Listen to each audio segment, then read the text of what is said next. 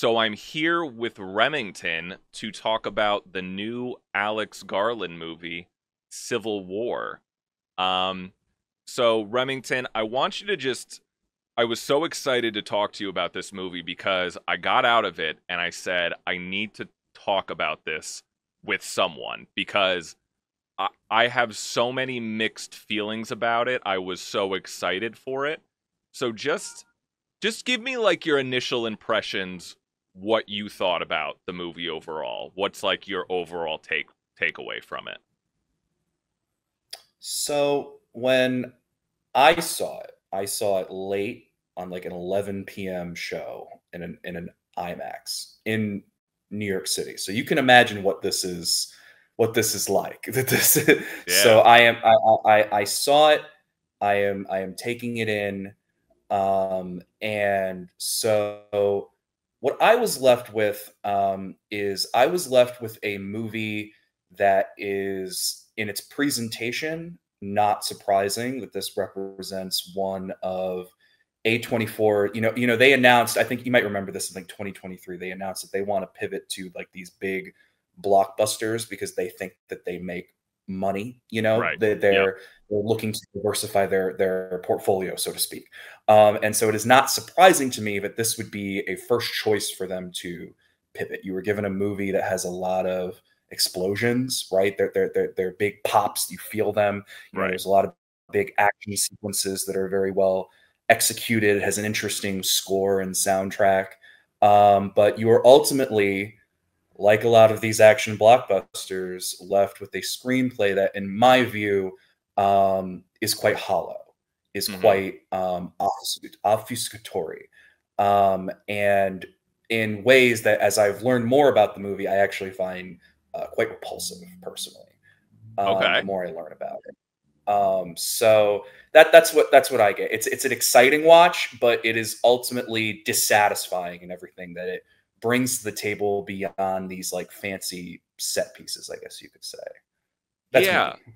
Yeah, no, I'm kind of similar where I walked out and I was like, "All right, this was such a great time at the movies. I enjoyed all of the action sequences, Alex Garland, it was so well shot. I mean, what he captured and just all of the action sequences, it was so exciting.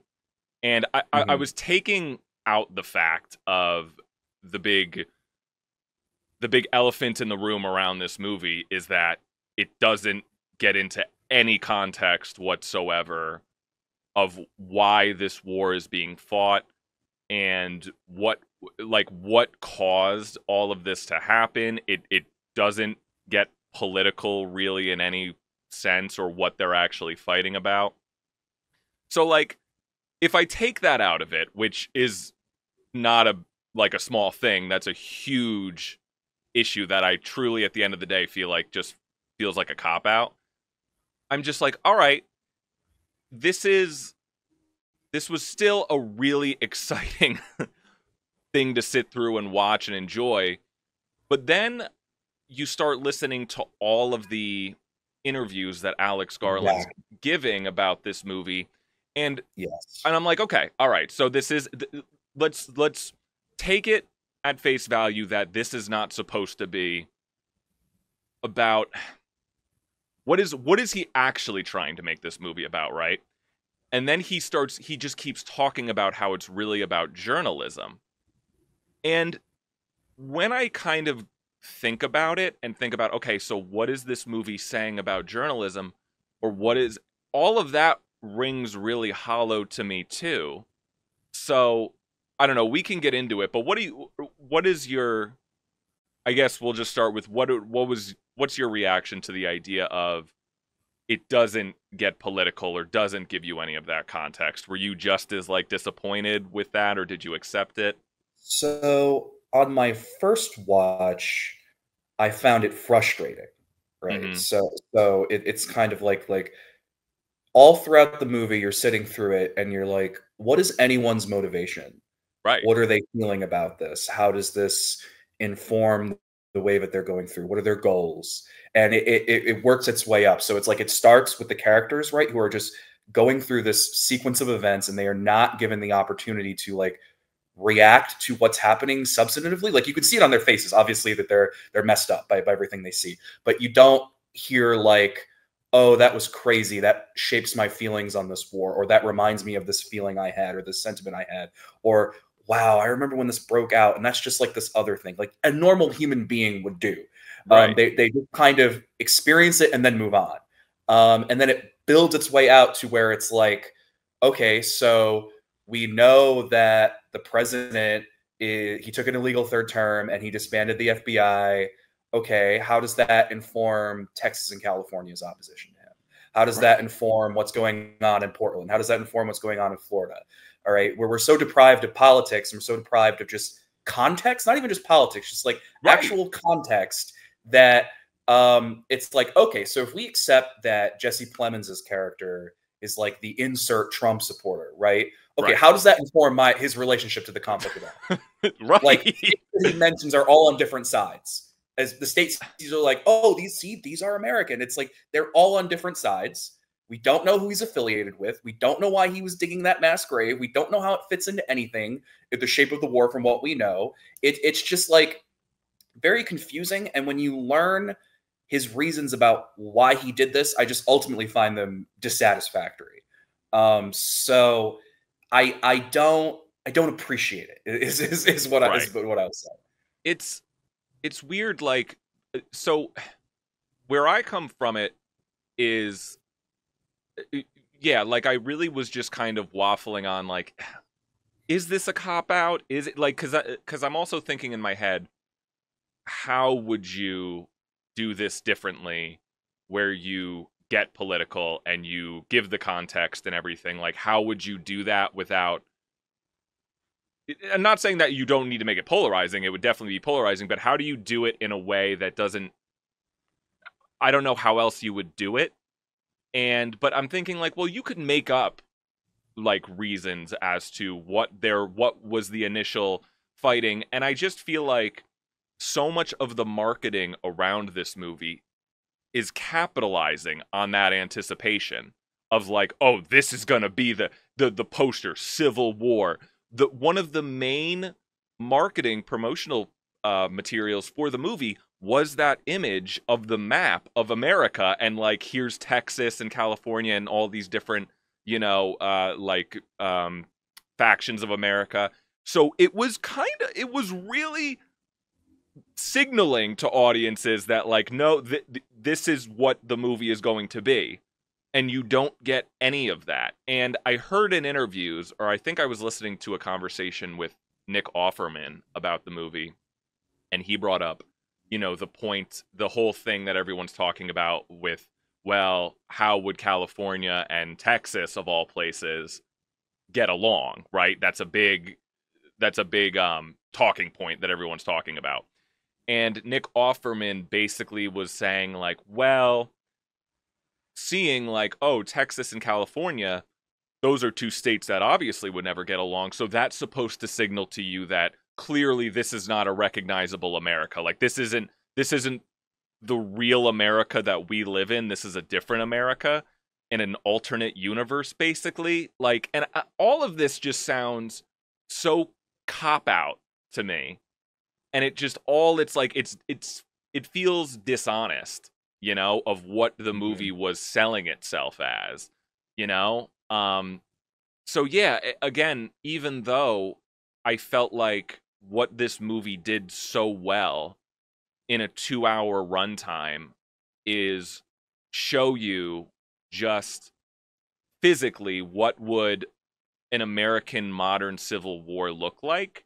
Like I was genuinely interested, like, how would a modern Civil War even look like? Like, which I thought they did really well. They captured a lot of different scenarios as they were traveling through the country. Like, okay, in New York, there's going to be riots for water. In as they're traveling to DC, you see like along the way it's like tent cities that they, people that are just not even necessarily people that were homeless, just people that regular people that don't, these communities and cities don't function anymore.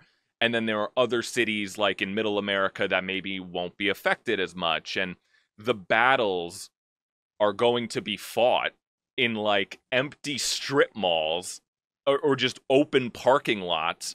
The theater I saw this in, it was so crazy. I had this visceral reaction when they take the photo at the helicopter where like there's an empty Sears parking lot.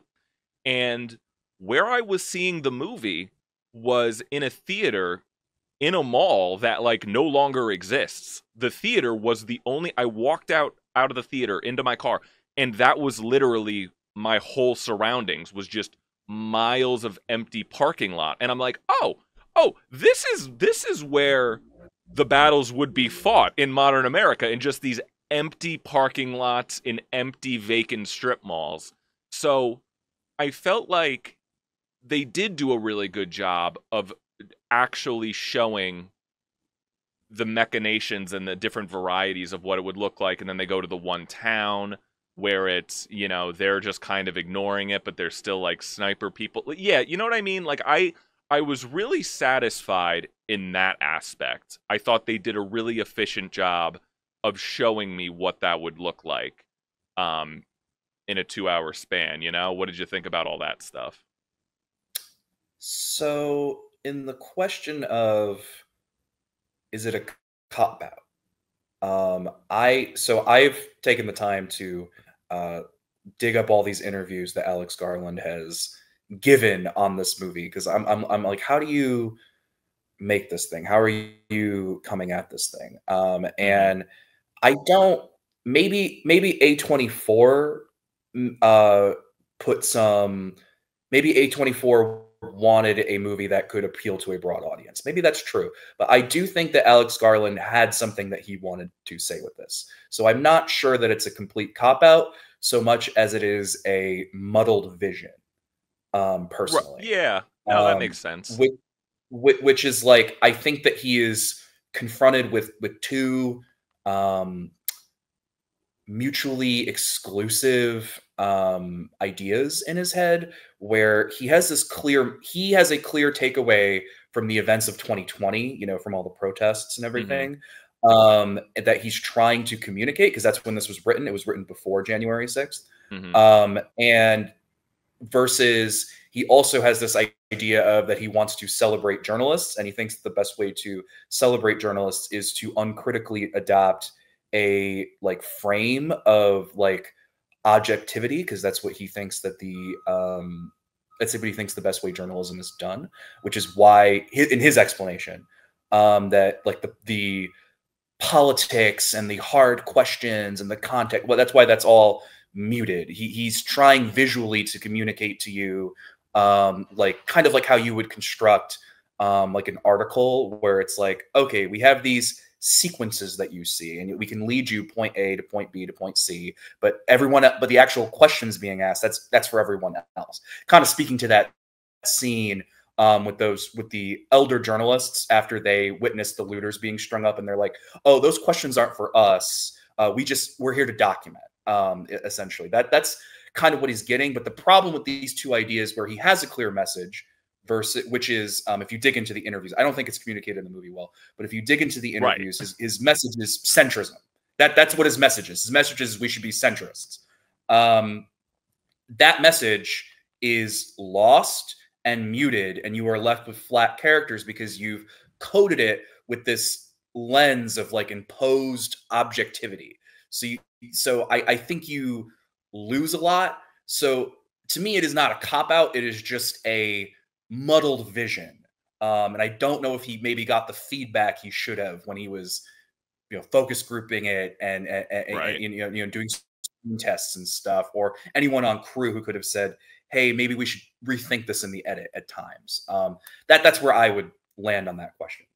Yeah, it feels like uh yeah, it feels like when I was listening to the interviews, it's one of those classic cases of, okay, I hear everything you're saying, but like you said, it doesn't, none of this seems to come through in the movie, Yeah.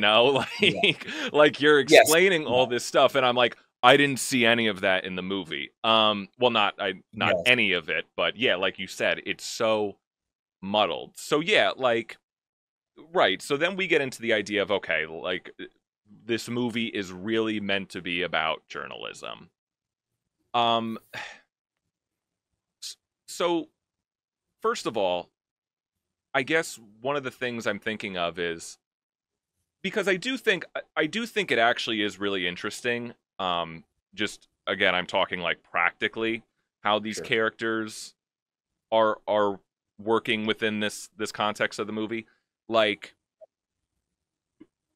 how close they're getting to these action sequences. I was genuinely curious, right? I was thinking, okay, how in reality, how close would these journalists be actually getting in in these battle sequences? Like I'm trying to think of even how to go about like so it almost feels like they're not even really journalists. They seem more like paparazzi, you know? In some It, ways, I just kept feeling, and again, I think a lot of this comes down to we don't have a lot of context. I think at one point we do hear the outlets that Kirsten Dunst and the other guy actually work for, and I believe the older gentleman, I'm blanking on the actors' names. He was a New York Times journalist. yes. Um, but like, is their only job just to photograph? Are they not writing the articles? Do they just and then Yes, you know what I mean? And then yes. then the whole Kaylee Sperry Spaney. Spaney, yeah, her whole deal.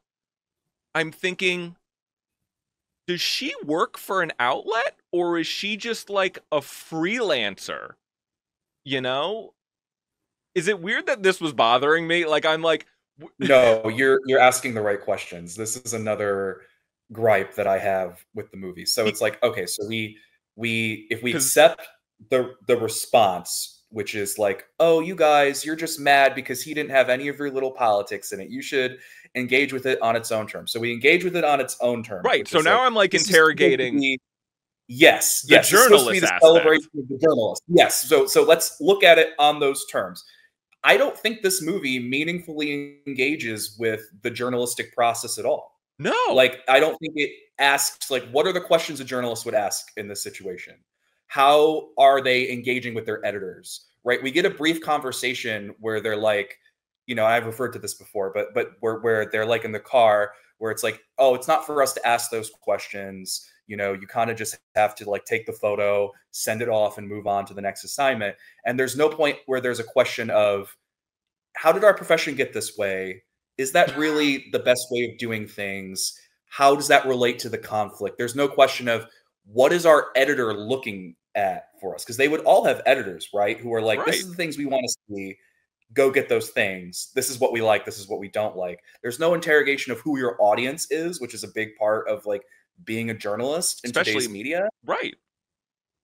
There's no engagement with how like media works in our political environment, right? Like, so they make a lot of references to like the Wi-Fi is bad and you can't get a great signal. But in current war zones today, they can get things on Twitter, right? The fact that like we have all these images that over the years that have flooded out of Syria, out of Ukraine, out of Gaza now. That's a big part of how like war and politics are framed in today's world. And the fact that there's very little engagement with how this would play on social media, and these are journalists, where the state of journalism is often building your own brand and persona on social media. Right. I just feel like that misses a lot, especially since he does conceive these factions as very ideological. Like where's the messaging? Where's the disinformation? Where's the propaganda? Right. Where's the like What's the stupid little angle? TikTok videos that people are putting out of like different things going on? Like it just strikes me as a very like limited and muted take on what journalism is or could be. And it's a very serious issue. Um, yeah. Yeah, it feels like at the end of the day, it almost feels like it didn't really pick a lane. Like it just No. was it like you said, it was just this muddled vision of a bunch of different ideas, and it didn't really go because we're not getting the context of anything, like of how the war started or what's going on. That limits what we can learn about the journalists and any kind of philosophical ideas around them. And I kept going back to the idea of, there was that whole line, the only kind of real philosophical conversations I could get out of the movie was obviously the line about Kirsten Dunst saying, like, oh, would you photograph me if I got shot in the line of fire? And she says, what do you think? This really just taking everything out of it. And again, it just all rang to me as this just feels like they're paparazzi. They're not Yeah. real journalists. Like they're people taking pictures. And then there was the scene where they go in, trying to think of what the term is, like the first like mission that they're accompanying the soldiers with, Hmm. right? And um they're just there like in the background taking pictures.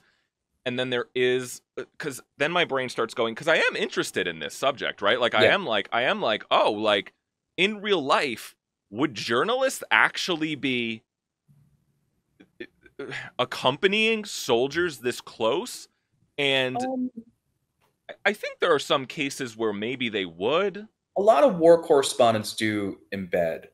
So like I don't know if you watched last year 20 Days in Mariupol. That was the documentary that won the Academy Award for Best No. Documentary Feature. I don't know if they were journalists, but that documentary film crew, they were embedded with Ukrainian soldiers. They were also embedded with various different people all throughout the war, but they were right in that war zone. Oh yes, So I know what you're talking. he's I not wrong with the idea, but they do get in there like that. But the reason why I think it rings inauthentic to you is that we're not seeing the journalistic process, right? So Lee is a photographer, Jesse is a photographer, the older gentleman, Sammy, that's the character's name, hmm and Joel, they are actually journalists. They're the people who should be writing and filing stories. right. They're the people who should be asking the questions, either in interview or when they're like piecing together what they're going to write. And we don't see that. They're just kind of there.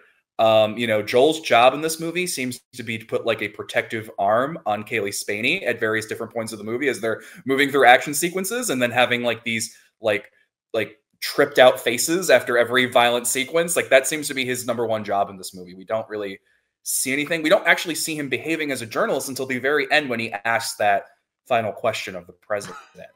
So Right. it is kind of strange the way that they're muted. And it's like, so when they reference that Sammy is New York Times and like he waxes poetic about something and they're like, oh, Ever the writer, it's like, oh, is he going to be our elderly gentleman character with all these like great observations and that informs how he writes? And it's like, not really. No, yeah, Not really. Like, yeah, you're asking all the right questions. Like, yeah, oh, this is what he's gonna be, and then nope. Um, yeah. it, yeah, just the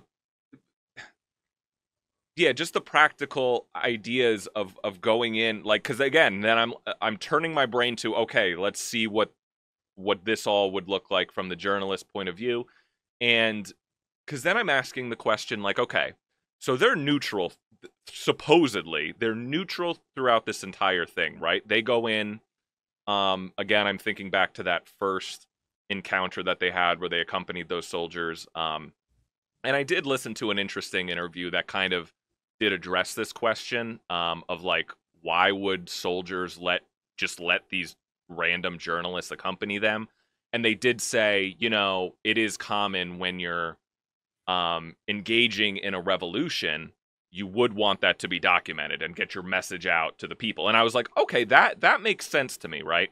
But then I'm also thinking, what would happen if there's a scenario like, so these guys, first of all, again, it's not that there's like one photojournalist, they have like four of them and just accompanying like these 10 soldiers.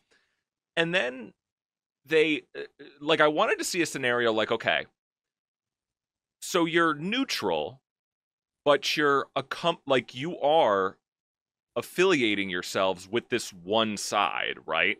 So Yes. so if let's say all of those soldiers that they were accompanying got defeated, they all got killed.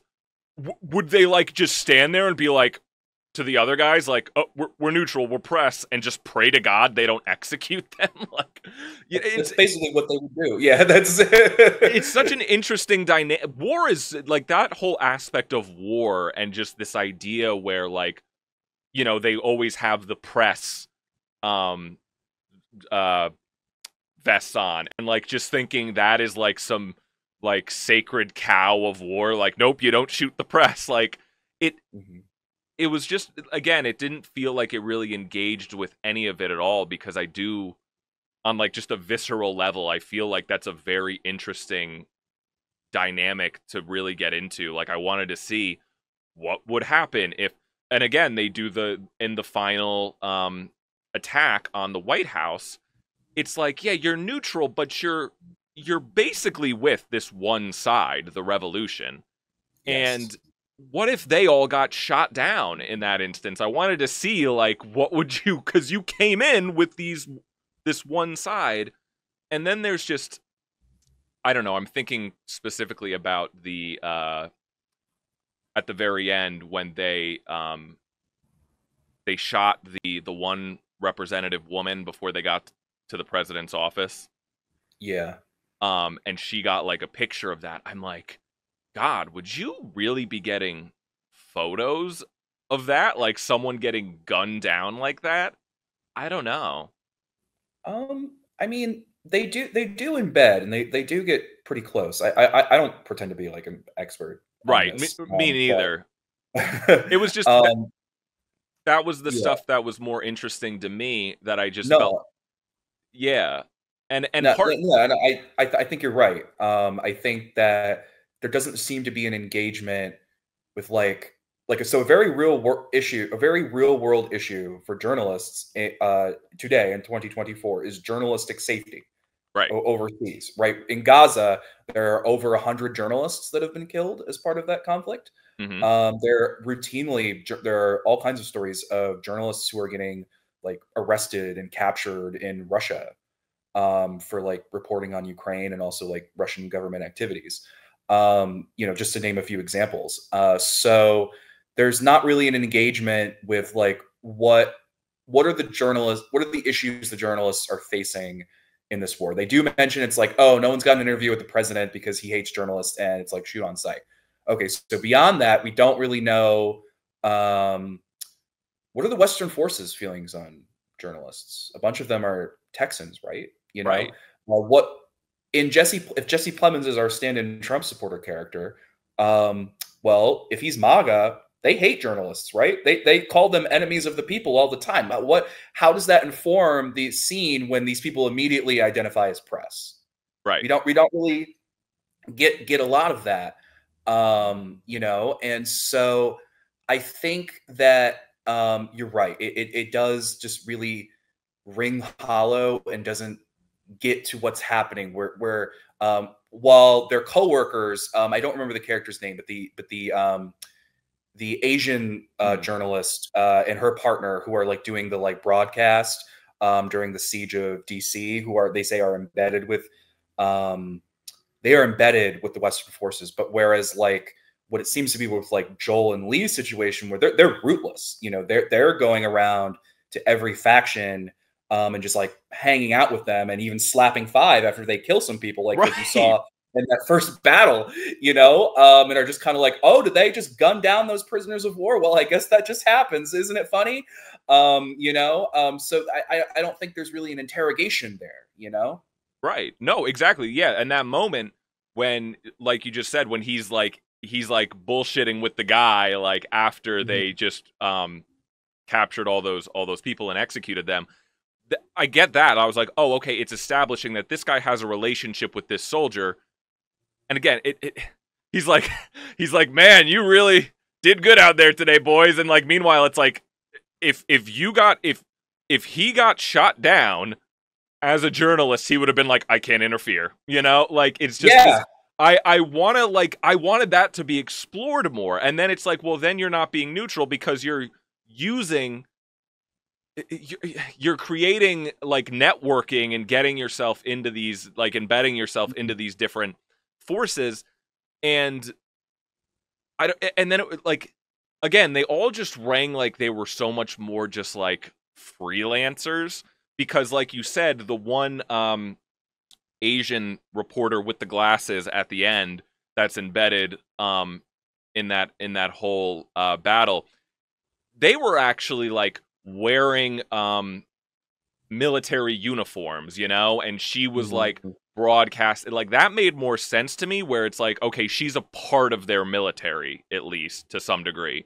Where Joel, Kirsten Dunst, and Kaylee, they just kind of were like in t-shirts and jeans with their Mhm. press and like they're just out of the kindness of the soldiers' hearts in that last battle, they're like, "Come on, get behind the tank," you know, like they're just the whole dynamic again. I was so interested in, but I felt so robbed of. But yeah, so and then the whole thing with like Nick Offerman's character as his president, he was clearly coded as Trump, right? Um, so one of my qualms here is that um, I don't think in the actual text of the film that the president's politics are made clear at all. We can call him a fascist because Alex Garland says he's a fascist. But if you just the few policies that we have from him, you can kind of just write off as generic. Well, it's a time of war, and I've declared martial law, so that's what we're doing. I don't think you can really imprint a clear ideology onto him at all, just in the text of the film. And so that's why I was like, when everyone's like, "Oh, clearly the president's a fascist," and everyone, the journalists, they're fighting all these white supremacists. And I'm like, I think you're making a lot of leaps here. We're really stretching things. But and that's like a frustrating thing because it's like you cast Nick Offerman, who is known for playing this like faux conservative persona for like years, and then you don't then like do anything with it. You don't really try to whack at that ball, right? You don't swing for it. Right. So like I mean, I can see some of the Trump comparisons, but like I don't think we really get enough personally. Yeah, no, you're right. It does seem like I'm almost reaching for something because he really is Mhm. only on screen for like barely any time at all. You know, I thought we were gonna get like cuts to him in the movie, like seeing Yeah. what he was, you know, conversations he was having within the overall office as they're going traveling, you know, just something. But we didn't. You know, and when I one of my a friend of mine who didn't even know this movie existed, I showed him the trailer, right? And I explained to him the premise, and he said, you know, oh, this feels like this would be such a good idea for a TV series. And I did see an interview with Alex Garland that originally this was the original idea of this movie, I guess, was a TV series. And I don't know, I feel like when it comes to things like that, I feel like you could just take any premise and be like, "Oh, well that would be good as a TV show because you could flesh it out more." You know? So I don't always like that pitch of Mhm. like, "Oh, this could be a TV show." It's like, well, like you could do a good 2-hour movie with a good premise, you know? You just Yeah. it's so I don't know. What do you think of that? Like do you think maybe this would have been better as like a TV show? Maybe because you can spend more time with the characters, right? And you have Yeah. many episodes to maybe get it right. But I don't I think all that would happen is his actual beliefs in the film, Alex Garland's beliefs, would just become clearer. And I think that would make the project even less attractive to people. Like maybe no, there are certain some who believe what he's saying, but like I think a lot of people who defend the movie who maybe don't actually believe what his true beliefs are, would sour on it even further because truly his message, if you look at the interviews, is centrism. He thinks that centrism is what will save us from the divisions that we are experiencing in the country. Ugh. I don't like that at all. Yeah, I mean, I don't know. I mean, yeah, I know the narrative around like, yes, this is A24's first outing as, a big swing blockbuster for them to make money, and maybe they didn't want to piss off people. I just feel robbed.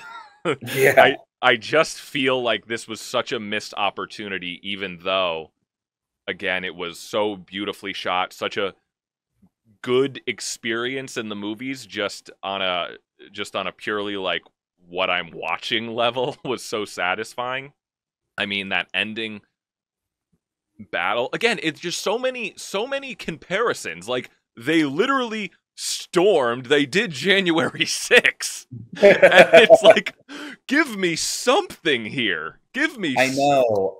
I know. No, it's I do share that sense of feeling robbed because, obviously ever since, January 6th, the idea of civil war has been on people's minds. The divisions of the country have been front and center for a while now, and we're supposed to get this big serious movie, this really important movie that's supposed to make you think and start conversations around the table from noted auteur Alex Garland, and instead what we get is this, right? We get a very flat movie that doesn't want to ask these tough questions. That's just kind of like the journalists are good because they're good, and that's it. Which is ironically not even textually clear if you think about it, because like one of the things that I would have credited the movie with coming of age from my first watch, and what my friends who defend the movie told me, that I've since come to learn is not Alex Garland's intention, is I would have said that it shows the journalist as not being good. That it yes, shows them as kind of vultures of sensation, right? That they're yes, what they're they paparazzi. And that's not Alex Garland's intention at all. It's in fact an accident. yeah, Joel is like an adrenaline junkie. Like, none of them Exactly. are Yes. And particularly. the whole arc of Kaylee Spaney, asking, "Oh, would you shoot me if I got killed?" To ending with her literally filming her mentor's death as after she saved her. You would think that was a message there, but it was not a message. Again, yeah, It was I'm like, I hate to keep coming back to this word, but I just felt like I wasn't watching journalists. I was watching paparazzi. And I'm just like, what the hell? Like, are these guys like just TMZ? Like, again, I kept getting hung up on, like, if I'm to take this as this is about journalism, I kept going back to like, okay, well, because I understand like how tough, the world of journalism is, and just I'm like, how are these guys making money? Like, are they? I know a lot of journalists, they're not even necessarily staff writers, they're just freelancers. So I'm like, is Kaylee Spaney, is she just like sending these photos off to like random outlets and hoping that she gets money for them? Because that's literally what a paparazzi does. I don't know. Yeah. I'm like, I So her character is interesting, because if you look at I don't know if you saw this particular interview, but Alex Garland essentially admits that she is somewhat of a self-insert character, believe it or not. really? When yeah, he said he has this story. I can link you the interview for this. You can maybe put it in your show notes or whatever. But Okay. he gave this one interview. I forget who the interviewer was. And he, through the course of this interview, it's like 20 or 30 minutes long. I think he reveals a little much more than he was intending to going in. And he admits, when he was 19 or 20 years old, he had a dream of becoming a journalist. Members of his family are journalists. And so what he would do is he had a camera, and he would figure out, when he was in college, he would figure out like where all the like crazy things around town were going to go happen. And he would basically just show up and lie that he was a journalist, and like go and take pictures and walk around and get right into the scrum, basically. And basically he didn't stop doing this until like, something crazy happened and he could have gotten hurt. And an older journalist immediately clocked him as a faker, a fraud, and said, "Don't Really? do this ever again." And basically gave him the conversation that like Kirsten Dunst gives Kaylee Spaney. And the difference is that he took that to heart and moved on with his life and became a writer and a filmmaker. Whereas like, Kaylee Spaney takes the opposite lesson, and, goes on the journey of the film. Right. She So, gets so yeah, And she's also interesting. That's one element of what this character is playing with. Alex Garland has also admitted in a separate interview that a big inspiration for the film is Come and See. I don't know if you're familiar with that movie. I did hear him say that. I haven't seen it, but I'm familiar Yeah, with so it. it's to give a little overview. It's a 1980s Soviet anti-war film. Hmm. It depicts a young boy's involvement with the Belarusian partisans during World War II. So they're resisting the Nazi occupation of Belarus. Okay. And it's essentially he goes on this arc of experiencing the like extreme horrors of war and Nazi occupation, and it's considered like a canonical titular example of a truly brutal anti-war film. And the movie begins with him and his friend um, digging up like bodies of like slain soldiers so they can find their guns, Hmm. so they can join the partisans. Basically, you need a gun to join the partisans. And so essentially her making the decision, and so like this sets the arc because it's like he's cursed himself and he's cursed his community by finding this gun and joining the war. So it's supposed to, so her taking up her father's camera and entering the scrum of becoming a journalist and getting sucked into this long odyssey down to DC is supposed to echo that essentially. You know what? Um, I totally, as you were describing it, I remembered I have seen Come and See. I do. okay, all right, I'm very familiar with it. Okay. Yeah, definitely. I guess I could see it. I could see the connection a little bit. Maybe not yeah, nearly as yeah. brutal. Um, yeah, that's funny that that's like a self-insert character. I'm picturing Alex Garland like in the interview, and then he goes, and then I saw the movie Nightcrawler, and and then, and then I just realized I think I'm Jake Gyllenhaal. Like, And then I saw All the President's Men, and oh man, what is I guess we can just close on this. I'm curious. What is your relationship with like Alex Garland as a filmmaker? Are you a fan? What a so I'm gonna confess that I actually haven't seen Ex Machina or Annihilation, which are his considered his two good movies. Okay. My only experience with him prior to this was I saw Men, Mhm. which came out in 2022, I want to say. Yep. And I didn't hate it. It wasn't I didn't think it was a great film, but I thought it was interesting in what it was trying to do. And so my relationship to Alex Garland was it was like, okay, I was mixed on this movie, but I could see like some creative big swings here. So it's like I am interested in going to see this movie about Civil War because it's a topical issue. Noted auteur. Let me go and see this. So Ooh, can you hear I me? didn't I think you're cutting out a little bit. have much of a history with him, so I was effectively starting with a clean slate when I. Okay, cool. I apologize. We're probably on a delay, so I'm hearing what you're saying. It's definitely just delayed. And I'll movie magic that. But yeah, cool. Yeah, it's interesting just because I always think about A24's uh like darling directors, the ones that everyone loves, and you think of Ari Aster, you think of Robert Eggers, and I never really considered thinking about Alex Garland as like this other A24 like darling director. So I'm still interested to see where he goes next, I guess. I love Ex Machina. I love Annihilation. Men, again, yeah, you're right. I thought it was fine. I don't know if I'll ever really revisit it again. Just I guess in closing, uh Mm. is there anything else that you're looking forward to this year? Anything that you're anticipating? Tell me what uh what you're looking forward to this year. What you're anything that is getting you excited that you've seen already. Well, luck has have it. I've actually been compiling a list of movies to look out for in 2024, and I can probably share a couple with you. that I currently have out on my horizon, so to speak. I'm definitely looking forward to Robert Eggers' Nosferatu remake. He's a really interesting filmmaker. I love The Lighthouse, and I loved The Witch. I was so on The Northman, but I can still really appreciate the creative talent that went behind that. So to hear that he's remaking that film is just incredible. I'm really looking forward to Loved Pearl. I was initially lukewarm on X, but because of Pearl, I've come to really appreciate just the project as a whole and what it has to say about filmmaking. So really looking forward to Max. To see Francis Ford Coppola make his big return with Megalopolis. That's going to be great. Have my eyes on Yorgos Lanthimos' new movie, Kinds of Kindness.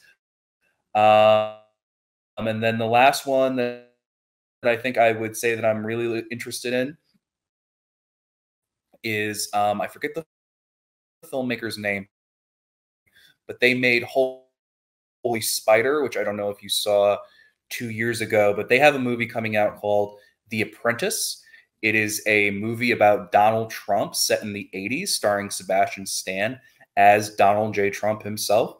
And from everything we've heard, this movie is going to be not like anything that we would expect. It's going to be a very interesting drama. It is currently competing for the Palme d'Or at the Cannes Film Festival. So I'm really interested to see how that turns out. Cool. All right. Yeah, no. Everything that you just listed, I'm pretty excited for too. The one thing I would maybe add to that list is I saw the TV Glow coming out soon. I'm pretty excited for that.